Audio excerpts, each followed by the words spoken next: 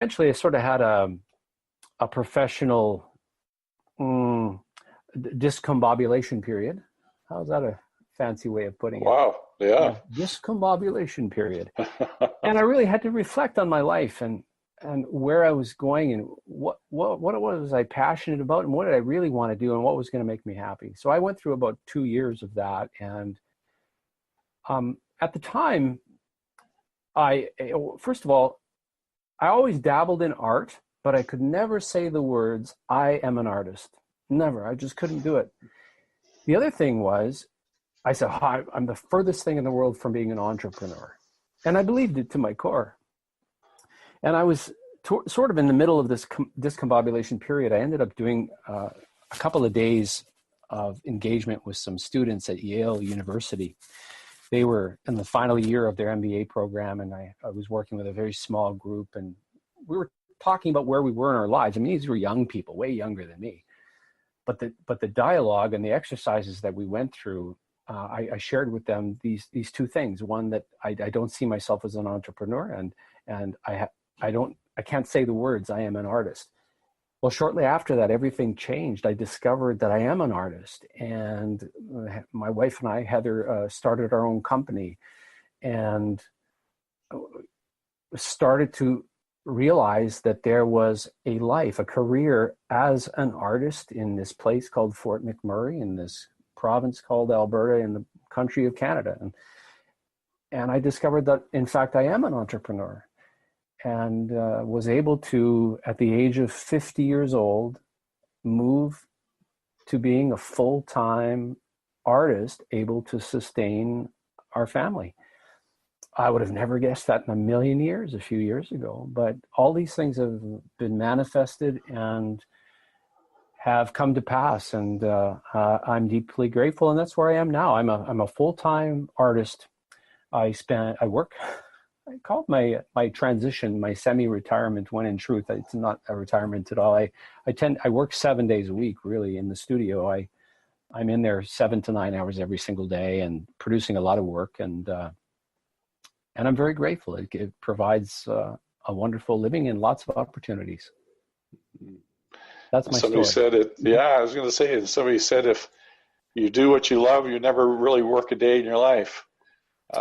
Yeah. It's that's good. Russell and I, those who are listening, Russell and I are good friends, and we met actually through work with the United Way. We've had an opportunity to sit in your studio and watch you work and talk. You've interviewed me twice now on radio, and it's interesting. Both days, one was the day of the fire, and this last time was on the anniversary of 9/11. So it's. I don't know what that says about our friendship there, Steve. Well, I don't know. I'm just thinking that. I'm thinking, okay, where do I go with that now? Wow. I forgot the 9/11 piece. Wow. Yeah. But one of the things I really appreciate about you, Russell, is you're very engaging, and to be able to talk to you. And I think that's one of the reasons. And I want to get into this in just a moment about our partnership with this innovative awards ceremony that's going to take place in Los Angeles in February of next year. We're going to take a quick break. I'm just going to go through some of the things, how we can get a hold of you, Russell. If you could give us some of the, on your social media, what are some of the ways that we can get in touch with you? Yeah, for sure. On Facebook, it's Russell Thomas Art. That's surprisingly 95% of my business is through Facebook. Also on Instagram is Russell Thomas Art, and Twitter as well. So those are the three places. I haven't figured out how to use Snapchat yet. So, well, neither have I. So you're in safe company. Yeah, not quite sure how that works. So, but it's interesting. You talk about the social media platforms, and the one thing I've learned, because I'm a professional communicator, is that everybody has their comfort way, the way that they are most comfortable engaging with people. And I think if you're listening and you're an up-and-coming entrepreneur or business leader, you need to think about that. You just can't be in the social media platform that you are comfortable with. You have to be thinking about your customers, because they're going to be comfortable in other venues and you want them to be able to reach you in a place that's comfortable for them. Absolutely. And that's one of the reasons I went from Facebook to LinkedIn, because of the work that I'm doing. I've noticed a lot of people on Facebook are going to Instagram, so I created an Instagram account for that, and Twitter as well. And it's interesting too, Russell, that this is how I ended up on this radio program or hosting my own podcast. Is somebody picked up another Coach on Fire podcaster, Sarah Shakespeare, saw my presence on social media, and she says, I think I'd like to interview this guy. And so she arranged for a 1-hour interview before the show to see if this would be something that would work for her. And after the interview, she said, I'd love to have you on the show. And after the show, Michael Brooks, who we both know, heard the show and said, Stephen, would you like to have your own radio show? And I said, sure. And so this is really, it's like somebody was saying the other day, it's like the snowball that's just gaining momentum, going down a hill and keeps getting bigger. Because when we started talking about this initiative by Michael and myself with the Shining Mickey Awards, did you expect it to be where it is today? I certainly didn't. Wow, yeah, it's pretty incredible. And I think the reason behind it is so strong. You're trying to expose and celebrate and encourage imagination and innovation in a sector that oftentimes doesn't get the recognition that it deserves. Absolutely. And when Michael first came to me, I thought this was a fantastic idea, because as we were talking, and much the same type of conversation that you had just mentioned, is that these social profits, as we've come to know, Russell, are really struggling because they are spending a lot of their time doing the work and don't have a lot of time to look at what are some of the options. At the same time, too, there are others that are very creative but don't have the backing or the way to finance some of these dreams that they have. And this is what we want to do, is to help recognize some of these small and medium-sized nonprofits. Say, hey, look, it can be done, and here's some creative ways that they're doing it. So I'm really excited about that. We should back up, Stephen, because I think it's worth talking about. We've referenced the term social profits a couple of times in this conversation already. So you talk about that from an innovation perspective. It came up a number of years ago in our community. Why do we keep calling ourselves nonprofits? So in other words, we're all about not making a profit. And we started questioning, well, that kind of is negative, isn't it? It is. There's got to be a better way to describe what we do. And this idea, well, what we do is we generate social profit. That's what we do, every one of us. And that idea took root in our community in a big way. It became part of the local vernacular.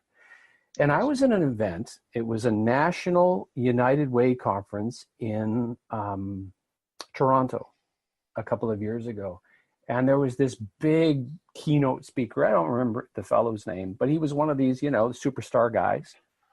And all of a sudden, guess what came out of his mouth? Social profit sector. I said, what the heck? How did you? And you know what it was?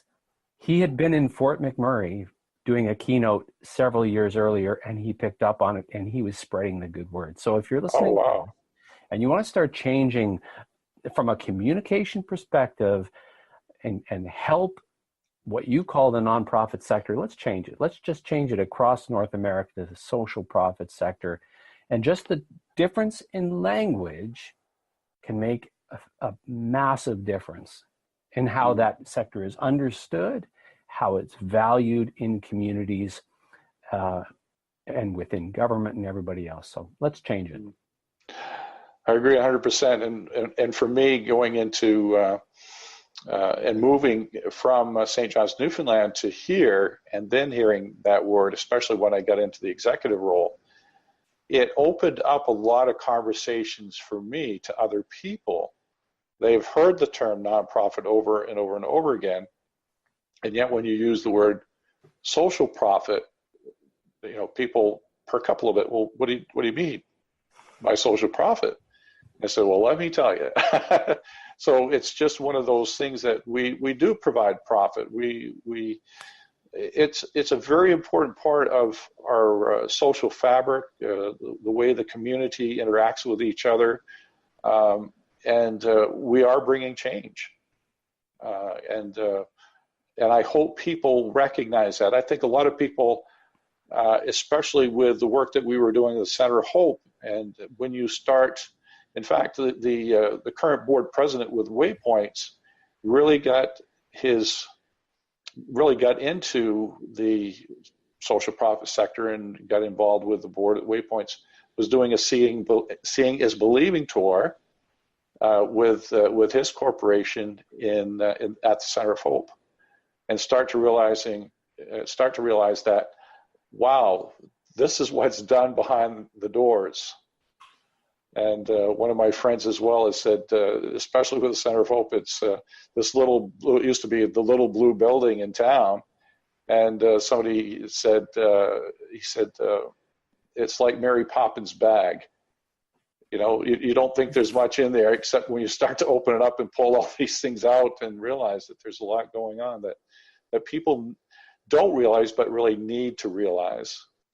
And I think one of the best things about the Shining Mickey Awards is the fact that there are social profit organizations across North America that are doing really cool, innovative things. They may not be huge things. They could be micro little things, like a language change from nonprofit to social profit. And if we can elevate those examples of innovation through this process of nominating people and then celebrating them down in California, that can help other nonprofits or social profits make fundamental change that will make their communities stronger. So I think that's the best thing about the Shining Mickey Awards.